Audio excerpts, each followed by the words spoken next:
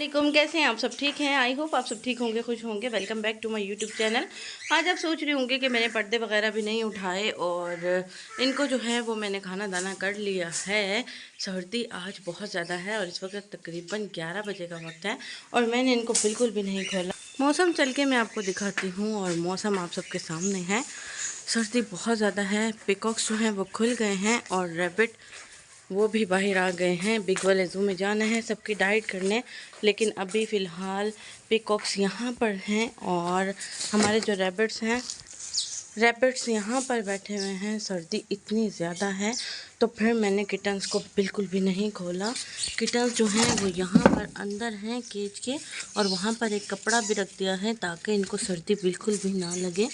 तो अभी इनको आराम करने देते हैं। रात को मैंने इनको यहाँ पर बंद कर दिया था और कपड़ा डाल दिया था, लेकिन सुबह में इन्होंने क्या किया कि सारा जो है ये मैंने सामान जो लगाया था वो हटा कर बाहर निकली हुई थी, लेकिन मैंने फिर भी इनको बंद कर दिया क्योंकि सर्दी जो है वो इनके लिए भी बहुत ज़्यादा है। मौसम जैसा कि मैं आप सबको दिखा रही हूँ, मौसम ओस ऐसे गिर रही है मुँह पे जैसे बारिश के कतरे हों और ऐसा फील हो रहा है जैसे हल्की हल्की सी बारिश हो रही हो।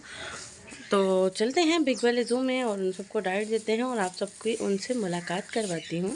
अच्छा, बिग वाले ज़ू में तो बाद में ही जाएंगे। पहले मुझे आप सबसे एक बात करनी थी। बात ये करनी थी कि मेरे जितने भी यहाँ पर बर्ड्स हैं वो बिल्कुल भी नेस्टिंग नहीं कर रहे। नेस्टिंग क्यों नहीं कर रहे मुझे समझ नहीं आ रही। अगर आप में से किसी को पता है कि मुझसे कहाँ पर मिस्टेक हो रही है जिसकी वजह से ये यहाँ पर बिल्कुल भी नेस्टिंग नहीं कर रहे, ना इनके बेबीज़ आ रहे हैं। हालांकि आप सबको पता है कि जैसे सीज़न चल रहा है इनकी नेस्टिंग होनी चाहिए, इनकी नेस्टिंग जो है वो बिल्कुल भी नहीं हो रही। इनकी नेस्टिंग जो है वो बिल्कुल भी नहीं हो रही। तो समझ नहीं आ रहा कि क्या करूं। कुछ परेशान भी हूं कि फिर सीज़न चला जाएगा, फिर हमें 1 साल जो है वेट करना पड़ेगा।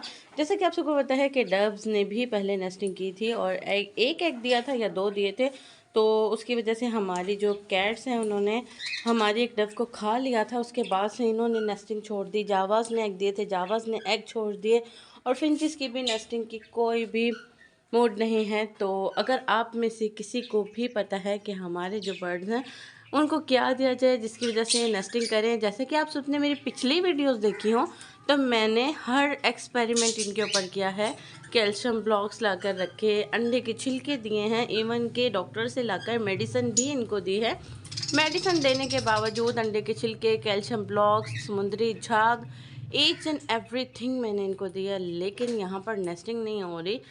तो प्लीज़ कमेंट्स बॉक्स में अपनी राय का इजहार ज़रूर दीजिएगा, कोई सजेशन दीजिएगा जो मैं इन पे एक्सपेरिमेंट करूं और ये जो हैं ब्रीडिंग कर सकें। और इनके साथ साथ जो है हमारा मिट्ठू की भी कोई ब्रीड नहीं है। 2 साल हो गए इसको यहाँ पर आए हुए, इसके पार्टनर के साथ कोई ब्रीड नहीं है। नेस्टिंग बॉक्स में जाना शुरू किया था, हम हैप्पी हो गए थे जी नेस्टिंग बॉक्स में जा रहे हैं, लेकिन कर क्या रहे थे, उसको काट काट के सुराख कर रहे थे कि हम यहाँ से रफ़ा दफ़ा हो जाएं। लेकिन हमने इनको रफ़ा दफ़ा नहीं होने देना, अपने दिल के करीब, अपने दिल के पास रखना है। तो मेरी कुछ बातें थी जो मुझे आपसे करनी थी। अब चलते हैं बिग वाले ज़ू। और आप सोच रहे होंगे कि मैं फ़िशेस लाई थी और मैंने आपको फ़िशेस का नहीं बताया था। बताया इसलिए नहीं था कि 3 फ़िशेस हमारी मर गई थी, 1 फ़िश जो है वो बची है। तो फिर बस मेरा दिल बुरा हुआ तो मैंने आप सबको व्लॉग में फ़िशेस दिखाई ही नहीं। अरे इसको क्या हो गया कि यहाँ पर क्यों उदास बैठा हुआ है? क्यूटू रैबिट यहाँ पर क्यों उदास बैठा हुआ है? क्या हो गया इसको?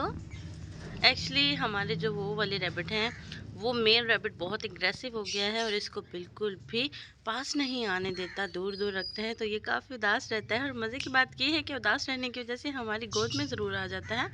और ये तो मैं आप सबको दिखाना भूल ही गई कि इसने क्या किया, सारा जो हमारा एलोवेरा का पौधा है वो खाना शुरू कर दिया। तो हमें यहाँ से एलोवेरा के पौधे को गायब करना होगा वरना इन्होंने सब खा जाना है। फर्स्ट टाइम मैं सुन रही हूँ कि रैबिट भी एलोवेरा का पौधा खाते हैं।